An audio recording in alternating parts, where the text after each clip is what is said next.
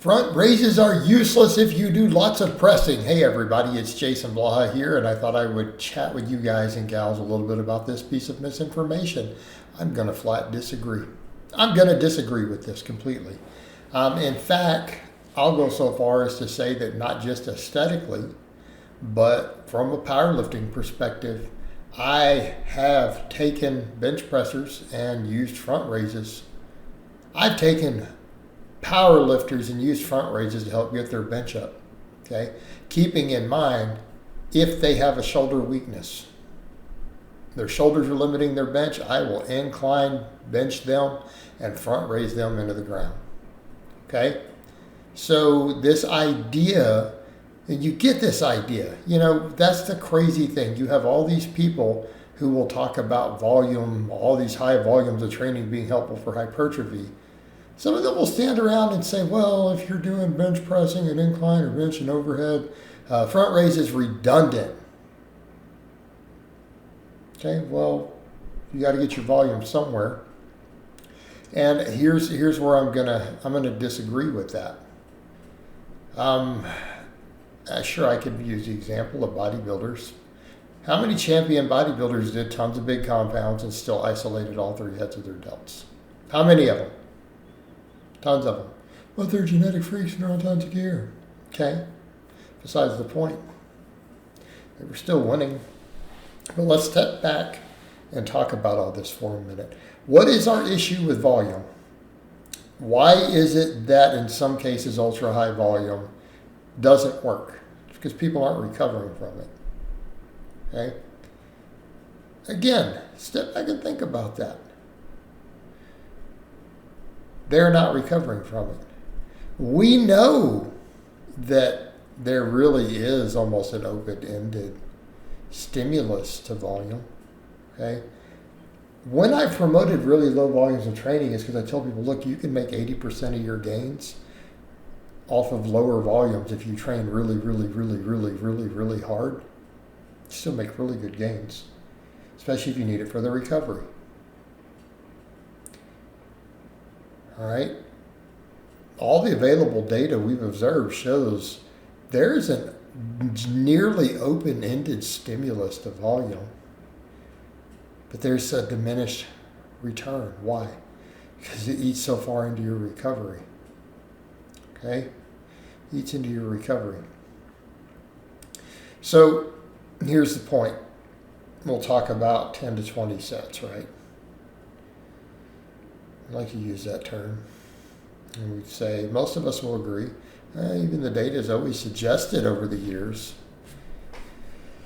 up to 20 sets definitely produces growth. It's just we could argue smaller amounts of growth, right? Definitely set per set once you get past 10. And I think that's generally universally agreed. There could be exceptions. I think almost irrespective of what volume camp you were in, either anecdotally, scientifically, with it, we agree on that. There starts to be a point of diminished returns rapidly after about 10 sets per week for a muscle. Okay. How many people are really doing more than 10 sets of big compound? I mean, realistically speaking, you really going to do 15 sets of flat bench? You can tell me you're going to train hard doing that? I think you're going to have a lot of garbage sets if you do that. You're going to beat your shoulders into the ground. How many sets of bench you see me usually do? You rarely more than 3 anymore. Flat bench? Mm-mm.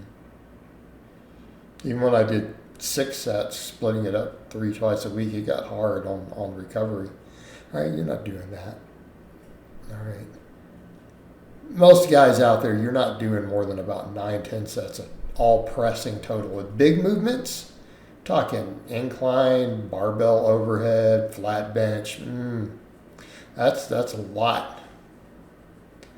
Most guys aren't doing much beyond that. Where are you filling in this volume? Well, all of our life. Okay, yeah, but do they fully work all of that? Usually if we're doing all those things correctly, we're trying to focus more on the side head. So you could make the case front raises and stuff have their place. because you're only going to do so much pressing. It beats your joints up. Front raises don't. I mean, if any of you out there ever taken a few sets of front raises to failure and really said, oh man, my shoulders and my joints will beat up? No, we can't do that much weight. So if we are going to talk about maximizing volume, which not everyone needs to do, mind you, doesn't a front raise have a place in there? You know. So what? So let's say you're doing 12 sets of chest pressing a week of some type. All right. You don't think you still have some growth potential from some front raises? And you don't think it carries over to your side delts and other stuff? Hey, I think that it's still useful. It's easy volume to recover from. If you're trying to push that edge of volume and you're really trying to push that envelope, it makes sense to start filling in your stuff with isolation work. It makes perfect sense to do so. And we'll stand here and talk about needing to isolate the biceps. We'll talk about needing to isolate the rear delts, but the same people, well, we've got to watch the front because people are interior dominant. Okay, they'll make that argument. Okay. But why are they interior? They're interior dominant because they don't train their back.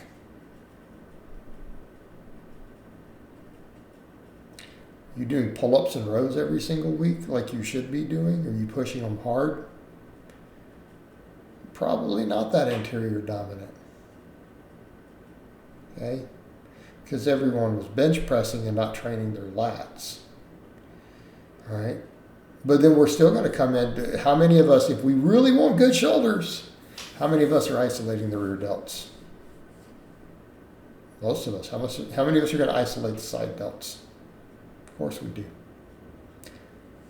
Why are we going to skip the front delts? I mean, realistically speaking, does it make a lot of sense to do so? I don't know that it does. Just because you're training, you're pressing a lot? I don't think that that's a good answer. Not if we're going to really push it. And again, how many champion bodybuilders isolated all three heads of the delts? Plenty of them who looked balanced and looked amazing.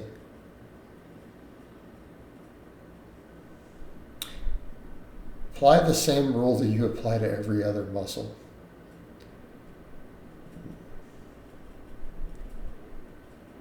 As much volume as you can recover from. Find the exercise, start working more of the exercises in that are easier to recover from. I mean, if we use this logic for front delts that we use for all these other muscles, why wouldn't we do that? As long as you can recover from it. All right, guys, but that's really all I have to say on that today. I hope it's been informative. I'll talk to you guys and gals next time.